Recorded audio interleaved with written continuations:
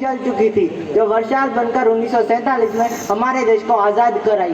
प्राचीन, मध्यकालीन और वर्तमान भारत के उदाहरणों से स्पष्ट करना चाहूँगा कि जब हम फिरंगियों के फेरे में फंस गए थे तो रंग दे बसंती चोला की एक आवाज़ पर टोलों के टोले उमड़ आते थे और उनके वंदे मातरम के नारों से खून में आने वाला 5-5 डिग्री का तूफान अंग्रेजी शासकों की जड़ों में तूफान ला देता था।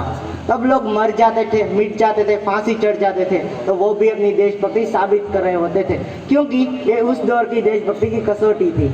उसके बाद 62, 65 और 71 के युद्धों में अपना सुहाग गवा देने वाली कई औरतें जब घर के हालात कुछ यूँ हो जाया करते थे कि प्यार भी भरपूर गया, मांग का सिंदूर गया, नन्हे नौनिहालों की लंगोटियाँ चली गई, छोटी छोटी बेटियों की चोटियाँ चली गई, बाप की कमाई गई, भाई की पढ़ाई गई, ऐसा एक विस्फोट हुआ कि पता ही चला नहीं, पूरे जिस्म की कई बोटियाँ चली गई। और आपके लिए तो एक आदमी मरा है साहब, किंतु मेरे घर की तो रोटियाँ चली गई, मेरे घर की तो रोटियाँ चली गई। वाले हालात पैदा हो जाने के बावजूद भी एक माँ अपने बेटे को सरहद पर दुश्मनों की धज्जियां उड़ाने के लिए भेज देती है, किंतु आज देश लड़ जाने को नहीं कहता, आज देश मर जाने को, मिट जाने को, फांसी चढ़ जाने को नहीं कहता, बल्कि मेरे विचारों में यदि कोई व्यक्ति अपना काम पूरी ईमानदारी, पूरी मेहनत और पूरी लगन से करे ना, तो वही सबसे बड़ा देशभक्त है। मैं नहीं मानता कि फेसबुक और व्हाट्सएप की डीपी को तिरंगे में रंगना ही देशभक्ति है।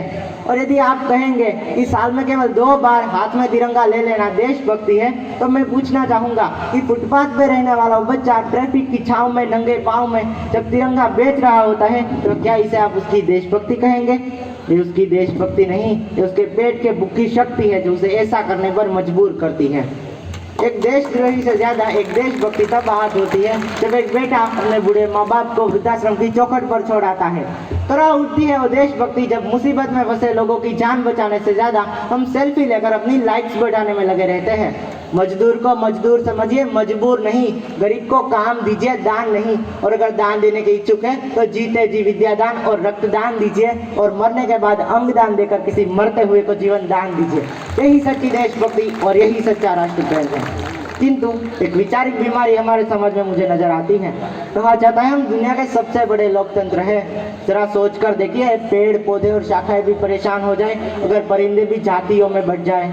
एक और बीमारी हमारे समाज में मुझे नजर आती है, और बड़े ही आश्चर्य की बात है, जिस देश ने पूरी दुनिया को तक्षशिला, नालंदा और वल्लभी जैसी विश्वविद्यालय देकर विश्वविद्यालय शिक्षा की बुनियाद रखी, आज विश्व के 100 सर्वश्रेष्ठ विद्यालयों में हमारा एक भी विश्वविद्यालय खड़ा नहीं हो पाता। जहाँ एक और हमारे पास IIT, IIM